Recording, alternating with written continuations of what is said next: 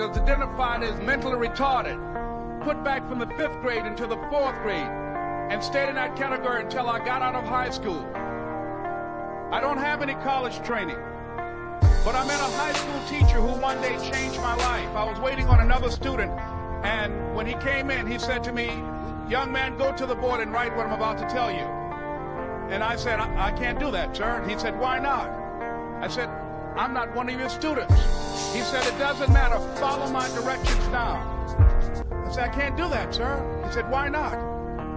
I said, "Because I'm educable mentally retarded." And he came from behind his desk and he looked at me. He said, "Don't ever say that again. Someone's opinion of you does not have to become your reality." And as he talked, my heart began to beat fast. Tears began to run by my eyes, and I was in the back just listening to him, because the speech he was giving, that speech was for me. And he said, "Les Brown," he said, "if you want to do anything worthwhile in life, you've got to be hungry." I told Mr. Washington I wanted to become a disc jockey. And so I started working to develop myself. He said, "I want you to practice every day being a disc jockey." I said, "But I don't have any job now." He said, "It doesn't matter." He said that it's better to be prepared for an opportunity and not have one than to have an opportunity and not be prepared. And as I was working to develop myself, I applied for a job as a disc jockey, WMBM on Miami Beach. I went to a guy named Milton Butterball. I said, "How you doing, Mr. Butterball? I'd like to get a job as a disc jockey." He looked at me, he said, "Do you have any broadcast background?" I said, "No, sir, I don't." "Do you have any journalism background?" I said, "No, sir, I don't." He said, "We don't have any jobs available." I said, "Yes, sir."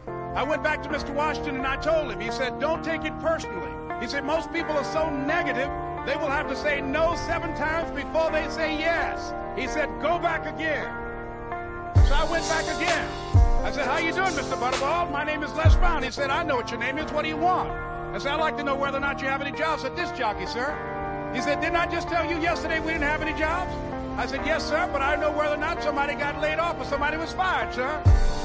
He said, "No one was laid off or fired. Now get on out of here." I came back the next day like I was seeing it for the first time. I said, "Hello, Mr. Butterball, how are you?" He looked at me with rage. He said, "Go get me some coffee." I said, "Yes, sir." And I went to get him some coffee.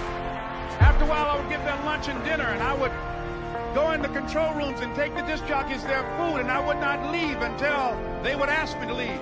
One Saturday afternoon, while I was at the radio station, a guy named Rock was drinking while he was on the air.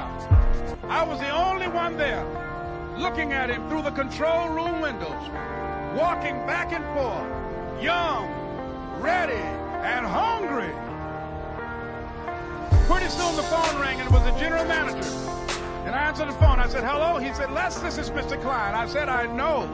He said, "Rock can't finish his program." I said, "I know."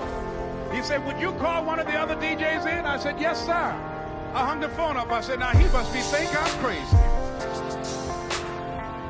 I called my mom and my girlfriend, Cassandra. I said, "Y'all turn up the radio and come out on the front porch. I'm about to come on the air."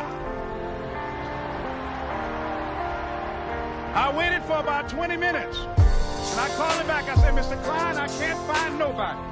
He said, "Young boy, do you know how to work the controls?" I said, "Yes, sir." He said, "Go in there and don't say nothing here." I said, "Yes, sir." I couldn't wait to get behind those controls. I put on an old Stevie Wonder record called Fingertips.